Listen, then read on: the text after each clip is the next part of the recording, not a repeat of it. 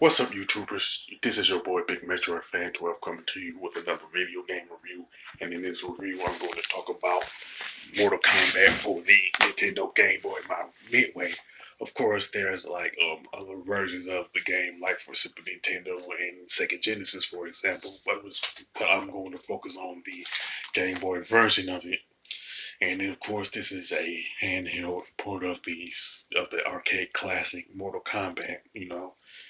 And pretty much the plot of the game is that there's six warriors in the Game Boy version that have their own reason for entering the Mortal Kombat tournament with the eventual prize of continued freedom for their realm. You know what I'm saying?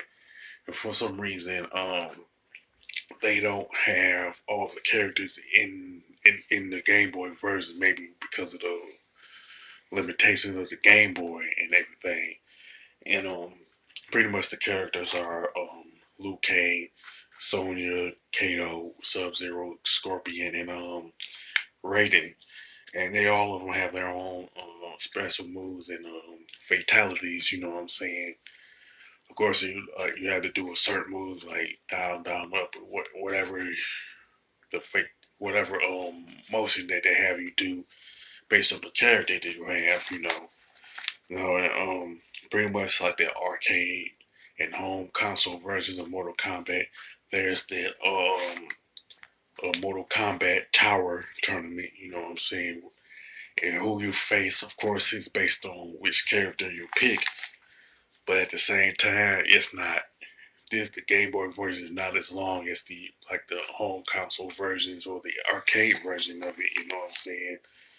And one main thing that sets the Game Boy version apart from the other versions is that instead of having like six buttons or four buttons to work with, you only got two. And so for some reason, I can say it surprisingly worked because um, to me, Midway made some good programming decisions with the gameplay, in my opinion. You know what I'm saying? Like I say, it has the traditional Mortal Kombat tournament tower. And like I said, it's based on who you pick as far as who your opponents are. And for some reason, that's the only aspect of the game that's that is really the core issue of the game. There's no other. I don't think there's any two-player modes or anything like that, which makes the replay value really short. Now, the graphics and design of Mortal Kombat for the Game Boy are just terrible. You know what I'm saying? And the lack of a color palette doesn't help it at all.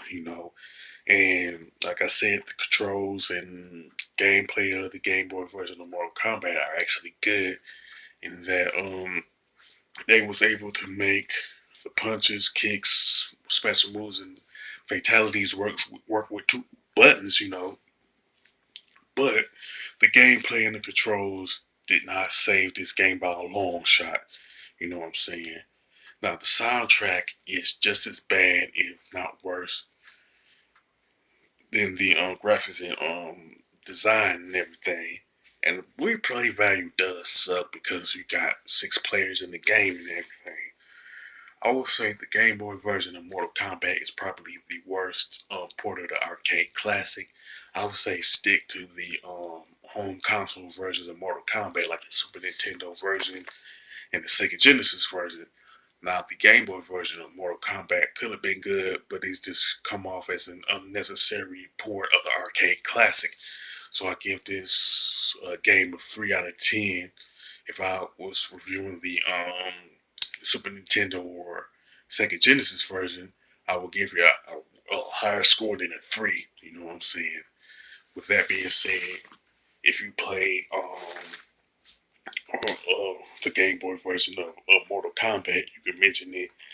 If you found it as frustrating and flawed as I did, you can also mention that.